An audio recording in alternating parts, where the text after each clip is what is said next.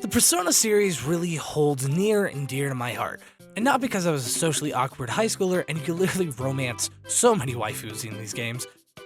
Put that back, that's not mine, it was a gift. Put it back. But because they are the best landmark series when it comes to turn-based JRPGs. I know, a bold statement considering by every metric, Pokemon does better, but the difference between Persona and Pokemon is night and day. It's obviously the plot. What's even more incredible is that Atlus is one of those industry giants that never fails the players' expectations when it comes to their games. This franchise single-handedly added Atlus to an exclusive club of studios that can literally do no wrong no matter what. Much like my uncle, he can't be within 500 feet of any playground, and yet to us, he could do no wrong. He's just a silly little guy.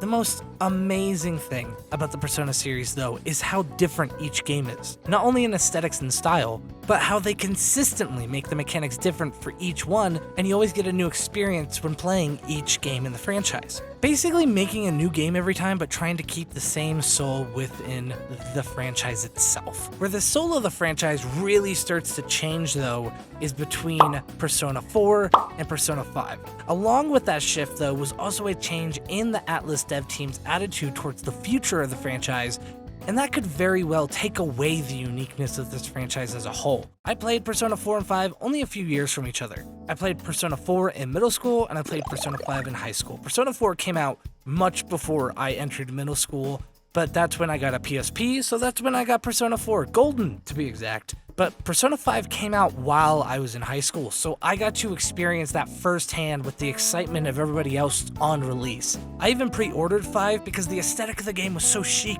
and jived together, and it was the only other reason besides Bloodborne I even got a fucking PS4. You know what else jives though? Subscribing down below. Just hand jive on that subscribe button, and let's get into the uniqueness of these games.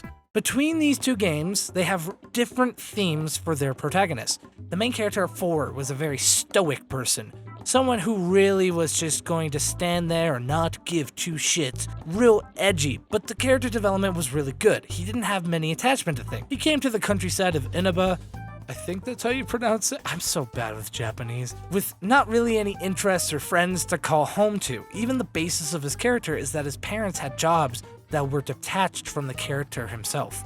With the Persona series, from the third game onward, a lot of what the themes of each of the titles were, and what it was trying to represent, had a lot to do with the challenge each protagonist had within their story. The fourth game has a lot of mystery and had a lot of environments that were foggy and ambiguous. This pairs really well with a very stoic character like Yu, which is his name from Persona 4.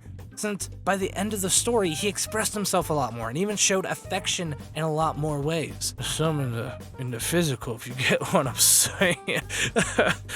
Panda, please help me. Since this gave a really good resolution to this air of mystery from a disillusioned teen to a person with a lot of great bonds and family support at this point, Yu's issues were intertwined with the world he was facing, and when the climax of the game happens, he also gets a happy ending when that conclusion comes. In comparison, the fifth game's environment tied more to the main character's sense of justice, and him being robbed of his innocence in terms of how the world viewed him. He got to see how corrupt the world truly was when he did something that he thought was purely out of righteousness and justice. And when he felt like the world was against him and had no support, a new world opened up to him that let him decide that if he was going to be viewed like a criminal, then he was going to use that perception out of the justice he had felt that he wanted to punish others for before. Again, similar to Persona 4, Ren gets to make a lot of bonds with people, and even his caretaker, who initially thought of him as nothing but a crook, and allows himself to see himself as more than just a criminal, and resolving all the issues that plagued him, which is closely resembling to how the climax and ending of the story goes. The story closely resembles the struggles and strife of the background for the protagonist. It's just very clever storytelling. It gives a sense of self to the person who's playing the game. They give the player a reason not to just care about the character, but also care about the story, since they are both intertwined in a way that only the player can resolve. Creating a story that also pushes a very popular storytelling device that Japanese studios love to use, the self-insert. A lot, and I mean a lot, of Japanese studios really like to make their protagonists quiet, so people can feel themselves inside the role. Not Buffalo Bill style, but metaphorically. But why do this? Well, you say it's to entice the domestically available wild Nate in their natural habitat. They consist of a nutrition of junk food and a lack of social interaction. The self-insert trope allows this frightful beast from ever needing to interact with a live woman or man in their entire lives. Self-inserts aren't quite as popular worldwide, but it can make a great storytelling device if you're looking for something that can involve the player more into the story itself. Even though the self-insert is a super powerful tool in storytelling, the Persona series really lacks the need for it. Since this story-centric game, the character you play as has a specific backstory and doesn't have any choices you can make as the player that changes the outcome of the story, really. This really makes the use of the self-insert less important in this franchise and kind of takes away from the possibilities Atlus has to make more personality-based characters into these games. The great thing that we get to compare within these two games is the music. The music is such an amazing thing for all of these games. I love all the music that comes out of each of these games, but there's a clear difference between what they decided to do with the 4th game and with the 5th game. With the 4th game, you could still see that this was an uncooked potato pie. You know what I'm saying? It's a little too early to take it out of the oven because they chose a lot of traditional sort of high energy J-pop music to the game, which nothing is wrong with that. It's a beautiful country with beautiful music. I love J-pop, but it's generic, and it kind of worked with the generic randomization of the dungeons in 4. It just kind of went, okay, we just need a soundtrack for this game, so we're going to choose J-pop. I mean, that's the best way to describe it. They just kind of picked, hey, this is popular, let's find some tracks that can match really well, let's just do it that way.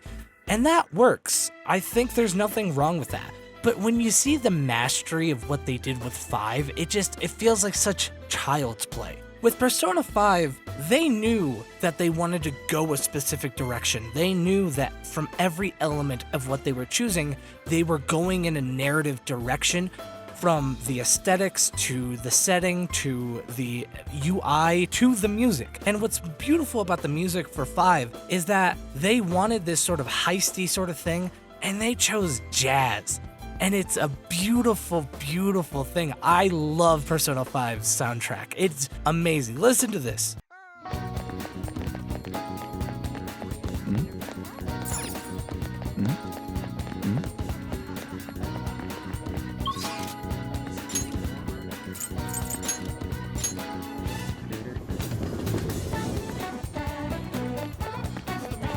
Oh, it's so good.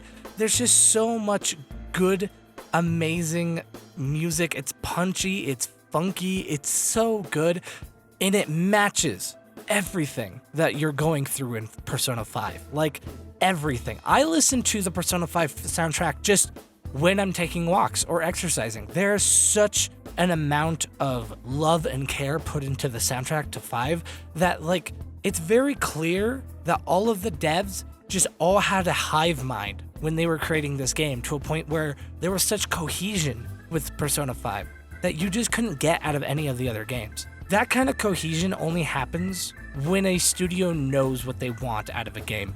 We gotta remember, Persona was a one-off, spin-off series, a kind of what-if thing that they did for the Shin Megami Tensei series, and decided to expand it into its own thing. So now with 5, I did enjoy the fact that they finally found their footing with where they want to take this game.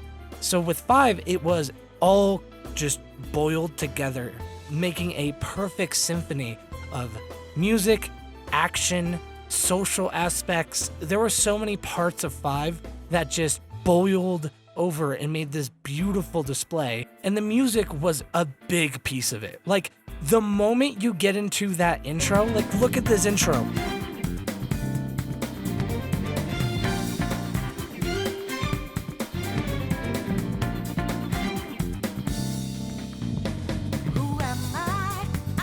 Makes me cream every time. It's so good. Like, it's just so good. There's nothing that you could tell me right now that would make me feel like the music doesn't deserve every award possible. Like, it is a crime that, like, the music for Persona 5 is not talked about more, and I think it has to do with the fact that jazz is a very niche thing. I don't know a single person I've ever met who has heard the music from Persona 5 and went, it's okay, everybody gets hyped for that music. but it's not talked about as much, and that is a huge detriment to the fantasticness that is this soundtrack. It is probably my favorite thing about this particular game of the series.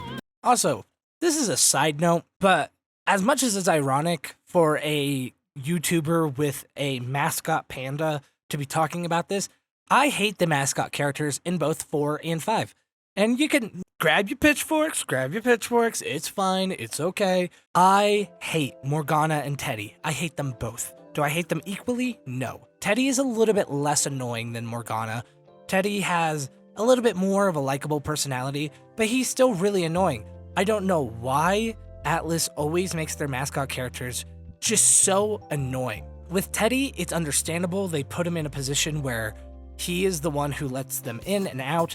He kind of is just this creature living inside the shadow realm, whatever you want to call it, and just doing his thing. And Teddy's fine, I guess. He's annoying, but he's fine. Morgana, on the other hand, I would punch a baby if I could go back in time and just make it so they don't make Morgana. I would legitimately curve stomp a child so they didn't do this, because Morgana ruins so much of the tension of this game. Your first introduction to Morgana is when you're in the dungeons. You just self-mutilated yourself, like, to summon your persona, because you were trapped inside this demon world where your gym coach is, like, sexually molesting high school girls and puts you in a dungeon because he thinks he's a king. And then as you're trying to make your escape, this annoying, high-pitched character comes along and ruins all the tension that is built. Morgana ruins all the tension whenever he is around. It is the worst thing possible. I can't stand Morgana. I wish I could like Morgana. I wish Morgana was a likable character. But there was just nothing to like. There's nothing about Morgana's characteristics or personality that I could possibly justify to be like, no, maybe I'm just being a little harsh. Nah. He was a stain on the entire story, and his characterization alone lowered Persona 5's story and tension to a degree lower than 4's, purely on the basis that they wrote him in as a comedic character that ruined so much tension out of so many moments in the game for me that I just could not stand listening to Morgana. Like, I'll literally lower the volume sometimes if I really just don't want to deal with Morgana's voice. Now, there is a point I've been making throughout this video, talking about the companions, and much like a salsa dancer with no rhythm, I've been dancing around the problem without ever touching the fucking beat. So let's just talk about it. Characters are the biggest point of these games. The characters that you interact with, your companions, the people that you can make teams with, they are super important to the storylines of Persona 4 and 5. I mean, the whole series in general. But in these two particular games, if we're going to put them head to head with each other, every day, all day, I will be picking Persona 4. Persona 4's characters were really well developed. Now, you didn't get as many social options as you did in 5 for the characters in 4, but they were much better written, and since it came down to being kind of really homely, like very homey with these characters, and very just personal with these characters in this little hometown, it felt more personal. And I felt like that allowed you to get to know the characters better in 4 than in 5, so much more. Like, a huge point in 5 is that you had a much more robust and modern social sim aspect to that game.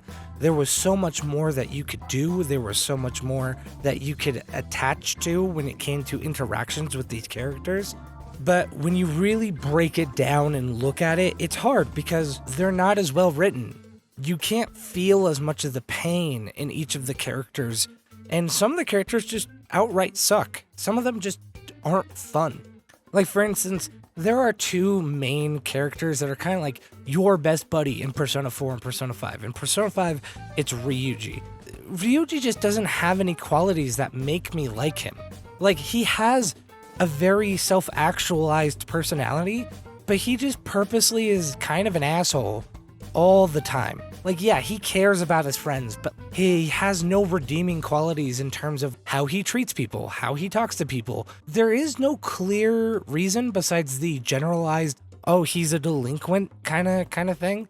Like, they touch on it just a little bit in terms of where it all started to go downhill, but it wasn't enough of a reason for me to look at Ryuji and go, yeah, he's justified in being a complete and utter dickbag. There's nothing to justify his behavior half the time, and he does get some apologies out there just to kind of reinforce the behavior from before. So all of his apologies kind of suck. In comparison, the main man besides the protagonist is Yosuke in Persona 4. Now, Yosuke is a weirdo. He's a little strange. You know, he isn't nearly as annoying as Ryuji is, though. Because Yosuke has a personality. He develops, he grows. Yes, he gets very emotional. He gets very kind of like in the moment and says something very rash and comes off as kind of absent-headed in a degree of personality. But he has redeeming qualities. There is room for growth within Yusuke's characterization, and a lot of the other characters, if I really ran down the list of characters between Persona 4 and Persona 5, I would typically like the interactions I've had with Persona 4's characters all day long. You know, you have Chi, you have Rize, you have Kanji, you have Yukiko, Naoto. There's a lot of characters where I don't think of a single one that I've interacted with in Persona 4 and went, no, I don't like these characters. They're all fun. They all have a purpose. I like them all. Even his family and the villains in this series works a lot better than Persona 5's. On the other hand, there's so many more characters go through with Persona 5, but I like them a lot less. Out of all of the characters in terms of your companions, I would say I really like Haru, Makoto, and Yusuke, and that's it. People may come at me because I don't like Anne, but they didn't give enough of a backstory for Anne for me to care. They didn't dig into the sexual harassment she faced. They didn't dig into any of the characterizations of being half Japanese and half white, which is a huge cultural no-no in Japan. Like, they didn't actually touch on anything that mattered to her character. Same thing with Futaba. I'm not saying that they're not greatly designed characters, but they don't dig into the meat of these characters enough for me to give a shit. It's just so bland. It's like having a sandwich with none of the condiments. Like, why would I want this boring ass sandwich? I need some mustard. I need some mayo. I need something on this sandwich. Some vinaigrette. Something. Give me flavor. But that's just kind of where it comes down to when you look at these two games. It is one of the few aspects where I look at 4 and 5 and I go, 4 is so much better than 5 in this one aspect. And I think that that's such a fascinating thing, considering when you look at all the mechanical aspects, 5 typically does so much better than 4. But when you look down at the story and certain other aspects of the games, 4 just had a better understanding of what it was trying to be in terms of wanting you to connect with the characters. And I think the setting had a lot to do with how you perceived the characters in 4 versus the setting that lets you perceive Persona 5. And other factors, each game had their own style and interesting mechanics, since Atlus constantly wants to experiment with this franchise and see what they can do with it. Much like the fatigue system in Persona 3, which they just so happened to get rid of in Persona 3 Reload, which we'll talk about another time. Persona 4 and Persona 5 had their own ways of handling the mixture of school sim and dungeon crawler. Persona 5 wanted the heist-like feeling in the game, so they created a pattern of schedule where you had a certain amount of days to complete the dungeon you were about to go into. But between then and that deadline, you could choose to dungeon dive or go through the normal school simulator parts. You get to get closer to companions, do little side events, just little things that can raid your social stats, such as going and eating burgers or going to the batting cages. But time management is a huge piece of Persona 5, since you have to explore the whole dungeon in order to get to the dungeon boss. And even then, it gives you the choice of going straight in or waiting until you're more prepared if you have days left to use. On the other hand, Persona 4 does not have that sort of elegance. It is really just a hillbilly with a shotgun with a blindfold on. It's just randomized dungeons. You get a lot of time that's completely random. You get random enemies, and to a certain extent, besides very specific areas of the dungeon, randomized map layouts as well. It's very clear that Persona 5 was more intentional with the timeframes to give to defeat its dungeons, so you get that heist-like feeling. Well, Persona 4 was just kind of like, hey, first dungeon, 12 days, next dungeon, 17 days, next dungeon, whatever. It truly was one of those things where it was given a lot more thought for 5. So in comparison, 4 just feels a little bit lesser just due to that fact. The ramp up Persona 5 gives is so much like getting closer to Christmas. As the days get closer, you get more and more ready for a holly jolly climax before busting that Christmas nut on the day to be celebrated. Persona 4 dungeons are fun, and all of them serve their purpose with each theme, but doesn't lend to narrative storytelling as much as other dungeon crawling games can give. So it gives more of a generic sort of this is the gameplay versus it being intertwined with the storytelling. Persona 4 and Persona 5 have very similar mechanics when it comes to the social sim aspects of their game. They both access the part of your brain that starves for attention and gives you the parasocial relationships you could only dream of. You can use your time not going into a nightmare world to socialize with friends and people in the area, which has the effect of creating special bonds that can actually affect the monsters with the same arcana type as the people that you're allowed to talk to. It also strengthens aspects of your party members depending on the strength of your relationship with them. In terms of this part of the franchise, Persona 4 just does this a whole lot better, which is not a fact of the other games not having good social sim mechanics, but the fact that Persona 5 being the latest entry just provided the dev team with the foresight to make the interactions and backstories of characters more in-depth and meaningful. The socializing with these characters even allows you to romance the female companions and side characters that have their own arcana types, though Persona 5 is the GOAT, because like a real G, you can try to romance all of the waifus to get your ultra harem dreams onto a unexpected result. Social aspects of the game are the most grindy parts of the game, since there are social stats you need to raise to woo and get personal with each companion, and you need to allot time to raise those stats through various activities. There is a lot to gain from getting closer with your teammates and people around town, though that being getting the backstory for a lot of your companions, if you like the strengthening of the world building aspects of things, but also strengthens how the companions do in battle, as well as access aspects of monsters, those matching arcanas, which can be important when you need certain arcana types or are trying to fuse two types of monsters to get a specific result. These games are quite extensive and in-depth games, where you can easily put over 100 hours into them. Between these games, there are ups and downs, but wouldn't quite say there is a superior game. Superior aspects? Absolutely. In terms of the world building and mechanics of the games, then I think that Persona 5 beats out Persona 4. But the merit's purely on the fact that a more mature dev team that learned from previous entries. And mind you, one of the few dev teams that are left where they don't fire people. A lot of Japanese studios do not fire people. So we have the same team that is working on Persona through most of the games, so we get a similar result every time, which is why they're all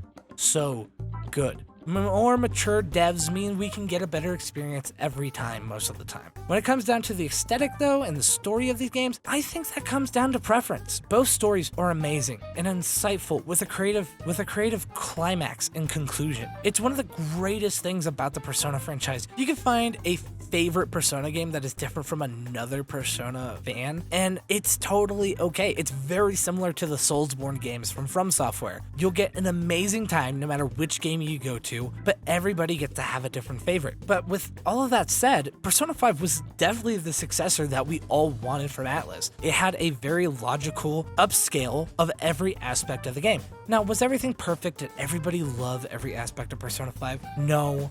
Did they add everything they should have in terms of the social sim? No, there was still very lacking backstories, and on top of that, if we were just talking personally, I like the characters from Persona 4 a whole lot more. I feel like they are way more likable characters for the most part, and I feel like they're way more relatable in terms of understanding the characters themselves. They were given a lot more depth, which I don't think had anything to do with a downfall. I just think that the different settings and the way they thought of the characters just perceived differently between the two games. That kind of brings us to the future of this franchise, because the next game, I think there are some concerns to think about. It may be whispers in the wind, but from some comments from the dev team made during the time that Persona 5 came out, they decided Persona 5 is more of the blueprint they're going to use for the future installments, which I think is a good for a lot of reasons, but there's also things to worry about. I feel like if they take the more structured story and combat elements of 5, then it could be amazing building blocks to use for the next game. But if the mechanics in general is what they take from Persona 5,